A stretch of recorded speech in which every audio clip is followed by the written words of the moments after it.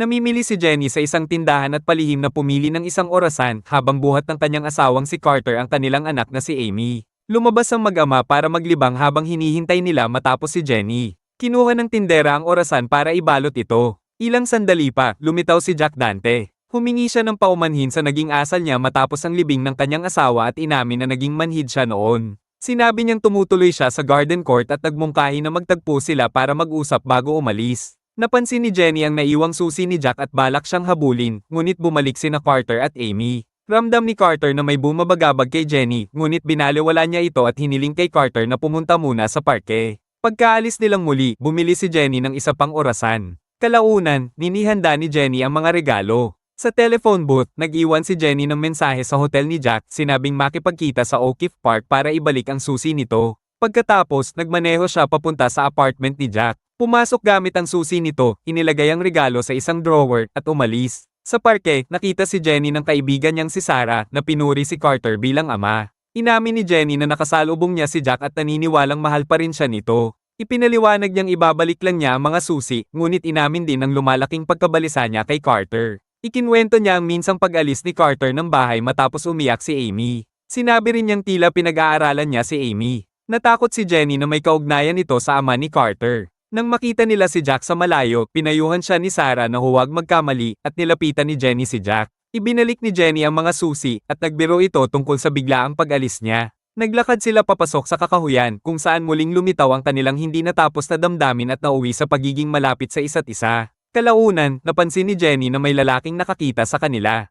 Kinagabihan, biglang nagising si Jenny at nakita si Carter sa isang video monitor, pinapatulog si Amy. Naalala niya kung paanong iniwan ni Carter ang kanyang propesyon upang alagaan si Amy at subukan ng mga bagong paraan ng pagpapalaki. Nang buksan niya ang isang drawer, napagtanto niyang napagpalit niya ang regalo ni Carter at ni Jack at nagsimula siyang kabahan. Habang nagmamaneho, naalala ni Jenny kung paano niya nakilala si Jack nung naging pasyente niya ang asawa nitong si Emma. Unti-unting nahulog ang loob ni Jenny nang masaksihan niya ang matinding pagmamahal ni Jack sa asawa. Bisperas ng bagong taon sa ospital nang maghalikan sina Jenny at Jack. Nakita ito ni Emma at biglang inatake sa puso. Pinalabas ni Jenny si Jack at pinamunuan ng emergency response, ngunit pumanaw pa rin si Emma. Nang makarating si Jenny sa apartment ni Jack, palihim na pumasok at tahimik na kinuha ang regalo habang natutulog ito. Nagising si Jack at hinayla siya papunta sa kama at nagtawanan. Ibinigay ni Jenny ang regalo para sa araw ng mga puso at inaming bumalik siya dahil pakiramdam niya ay may nakakita sa kanila. Binaliwala ni Jack ang kanyang takot at naghalikan sila. Kinabukasan ng umaga, nagising si Jenny sa tabi ni Jack, nangingilabot sa ginawa niya.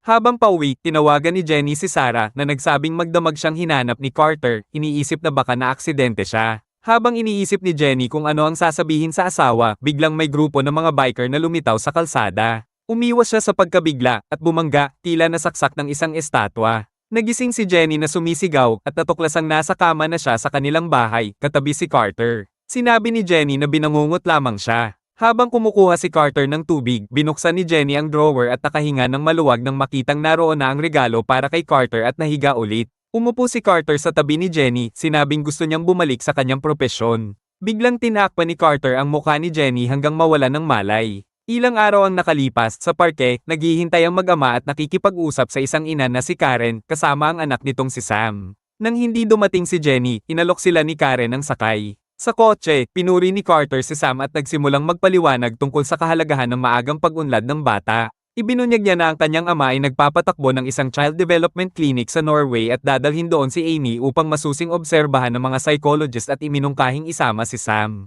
Nabigla at natakot si Karen, tinawag ang ideya na baliw at tumanggi.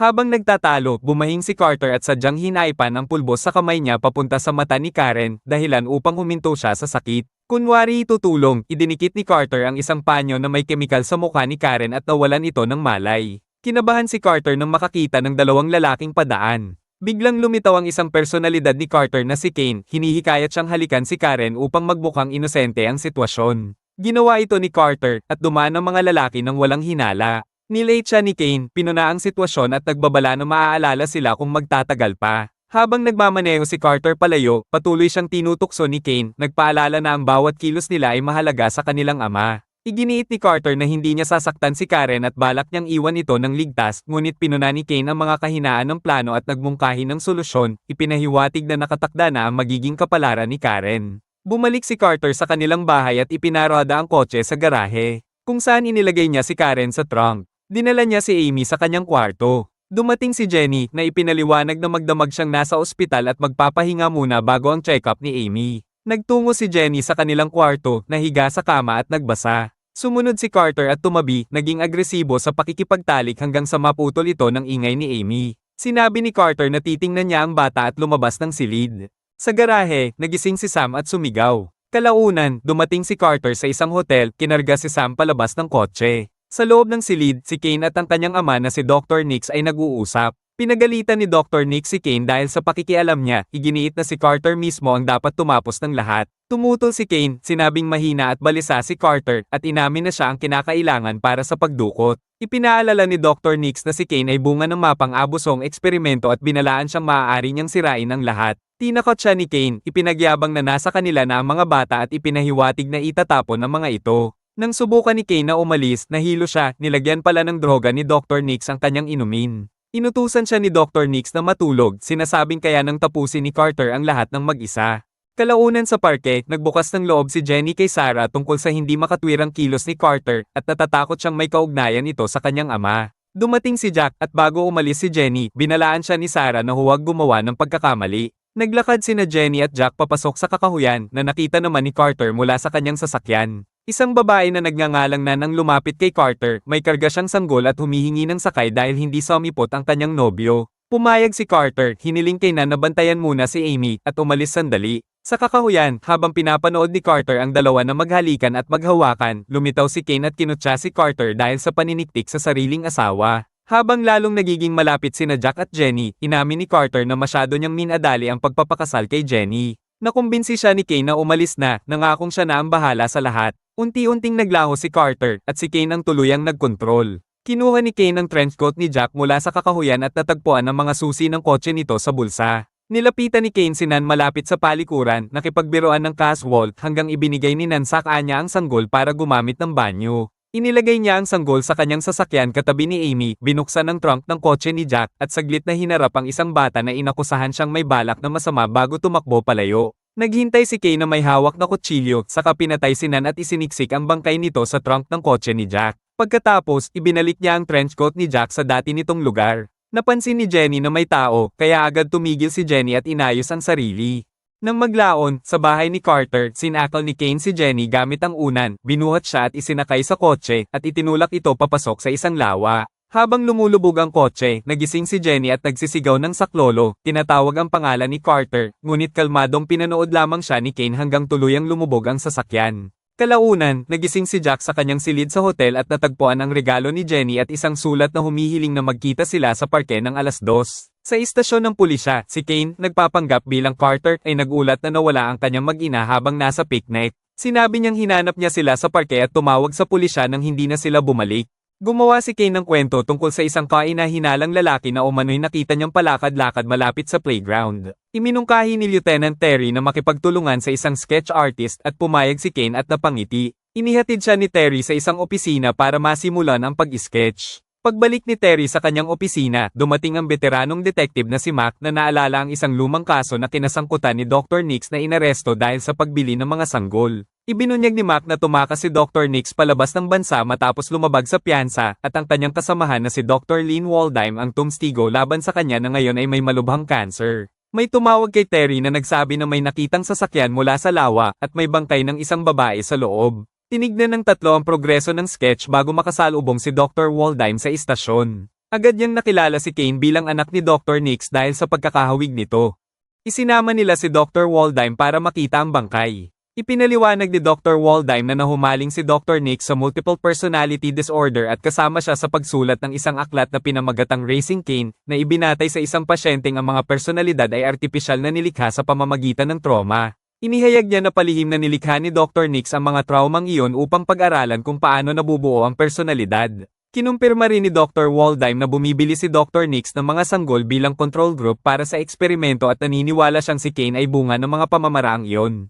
Nang makarating sila, ipinakita sa kanila ang bangkay at lumalabas na si Karen ito. Samantala, pabalik sa parke, ipinakita ng pulisya ang sketch ng suspect at nagkataong nandoon si Jack. Nilapitan siya ng mga detective, tinanong, at nagtungo sa kanyang nirentahang kotse. Napansin ni Lieutenant Terry ang telang nakaipit sa trunk at ang dugo sa trench coat ni Jack. Iginiit ni Jack na wala siyang alam at pinabukas sa kanya ang trunk, doon natagpuan ang bangkay ni Nan. Nakatanggap si Carter ng tawag sa telepono mula sa kanyang ama na nag-utos sa kanya na buksan ang balita. Sa telebisyon, inanunsyo na si Jack ay sinampahan ng kaso sa pagdukot at pagpatay. Ibinalita rin ang natagpo ang bangkay ni Karen sa lawa. Sinabi ni Dr. Nix na magkita sila sa hotel bandang alas 4 ng madaling araw. Nang ibinalik ni Carter ang TV sa feed ng home security system, saglit niyang nakita si Jenny na buhay pa. Nabigla siya, kumuha ng armas, at maingat na nagtungo sa silid ni Amy. Doon siya inambush ni Jenny, hiniwa ang kanyang pulsuhan, sinipa at bumagsak palabas. Tinanong siya ni Jenny kung nasaan si Amy. Natarante si Carter at sinabing wala siyang alam. Kinumprante ni Jenny si Carter sa ginawa niyang plano laban sa kanya at kay Jack. Nagmakaawa si Carter ngunit lumitaw si Kane na umaming dinala si Amy sa ama ni Carter kaya ito ang kanyang sinabi. Iginiit ni Carter na buhay pa ang kanyang ama nang sabihin ni Jenny na patay na ito. Bago pa lumala ang sitwasyon, dumating ang pulis at napatigil sila. Sa istasyon, ipinaliwanag ni Jenny na nakaligtas siya sa pagkalunod at bumalik sa bahay, ngunit nawala si Amy kaya siya tumawag sa pulisya. Kinumpirma ng mga detective na ang ama ni Carter ay patay na maraming taon na ang nakalipas. Dumating si Dr. Waldheim at sinabing si Carter ay mayroon multiple personalities na nilikha ng matinding pang-aabuso noong bata pa siya na ginawa mismo ng kanyang ama. Ipinaliwanag niyang si Kane ang gumawa ng mga pagpatay habang walang kamalay-malay si Carter at may isa pang personalidad na maaaring may alam kung nasaan ang mga bata. Ang lahat ay nalito sa kanilang nalaman. Inihayag ni Dr. Waldheim na gagamit siya ng hipnotismo para makausap ang ibang personalidad ni Carter. Sa isang kwarto, minanipula ni Kane si Carter upang kunin palihim ang isang hairpin sa sahig. Kalaunan, sa ilalim ng hypnosis, lumitaw ang isang personalidad na bata na nagngangalang Josh, takot na takot sa kanyang ama na tinatawag niyang Bamsy. Tinanong siya ni Dr. Waldheim kung ano ang naaalala niya. Sinabi ni Josh na nakita niya si Kane na may balak na napakasama at siya ang masisisi kaya ginising niya si Margot na tagapagtanggol ng mga bata. Isiniwalat ni Josh na dati nang kumukuha ng mga bata si Bamsy at pinigilan siya ni Margot sa pamamagitan ng pagtawag sa pulis. Biglang nawala ng malay si Josh. Lumitaw si Margot, isang personalidad, nagkunwaring makikipagtulungan, saka marahas na inuntog si Dr. Waldheim at nawalan ito ng malay. Muling nagkontrol si Kane, binuksan ng pinto gamit ang hairpin, at tumakas habang tulog ang mga pulis. Si Jenny, na naghihintay, ay napagkamalang si Dr. Waldheim si Kane na nakabalat kayo at sinundan siya sa labas. Sumakay si Kane sa taxi kaya sinundan ito ni Jenny gamit ang kotse. Nagising si Dr. Waldheim na walang wig at ang kanyang coat. Sinundan ni Jenny si Kane sa isang hotel. Tinawagan ni Jenny si Terry para sabihin ang lokasyon niya dahil sinundan niya si Dr. Waldheim pero itinanggi ni Terry na hindi si Dr. Waldheim yun. Sa kabila ng babala na manatili siya sa lugar, hinabol niya ito hanggang sa elevator. Sa loob, natagpuan niya si Kane na nakatalikod. Kumuha si Jenny ng kutsilyo sa kanyang bag at nang bumukas ang elevator, nasorpresa siya ni Dr. Nix na may hawak na baril at stroller, at karga si Amy. Pinuna ni Dr. Nix ang paraan ni Jenny ng pagpapalaki sa anak at inutusan siyang ibaba ang kutsilyo. Itinutok niya ang baril kay Jenny. Mariing hiningi ni Jenny ang kanyang anak. Sinabi ni Dr. Nix na palagi siyang sinusunod ni Carter. Kapag nakatakas siya kasama si Amy, may iwan si Carter upang akuin ang lahat ng sisi. Pinulot ni Carter ang kutsilyo, kinuha ang stroller, at nagsara ang pinto ng elevator. Natarante si Dr. Nix at sinubukang buksan ito. Napansin ng dalawang lalaki ang kaguluhan, at naging balisa si Dr. Nix, paulit-ulit na sinabihang umatras si Jenny. Itinulak ni Carter ang stroller sa mas mababang palapag kasabay ng pagdating ng pulisya. Nagtungo ang pulis paakyat ng gusali, iniwan si Jack sa kotse. Napansin ni Jack ang komprontasyon sa itaas at tumakbo papunta sa kanila. Sina Terry at Sean ay nakita ang mga bata mula sa stroller. Biglang lumitaw si Carter sa likuran ng kanyang ama at sinaksak siya. Nabitiwan ni Dr. Nick si Amy mula sa gilid ng gusali. Sumugod si Jack at nasalo niya si Amy sa huling sandali. Nakahinga ng maluwag si Jenny. Habang sinusuri ng pulisya ang lugar, tahimik na nakatakas si Carter nang hindi napapansin. Makalipas ang ilang araw, nakikipaglaro si Amy sa parke habang ikinukwento ni Jenny kay Sarah ang nangyari. Nais pa rin niyang bumalik si Carter para sa gamutan sa kabila ng sinabi ni Sarah na dapat siyang makulong. Kasama na rin nila si Jack sa iisang bahay. Habang nag-uusap sila, si Amy ay nagtungo sa kakahuyan. Napansin ito ni Jenny, nagpunta siya sa kakahuyan para hanapin si Amy. Nang mahanap niya ito, hinanap ni Amy ang kanyang ama. Sinabi ni Jenny na wala ang ama niya roon ngunit iginiit ni Amy na naroon pa rin ito. Binuhat siya ni Jenny at sa likuran niya, naroon si Carter sa personalidad ni Margot.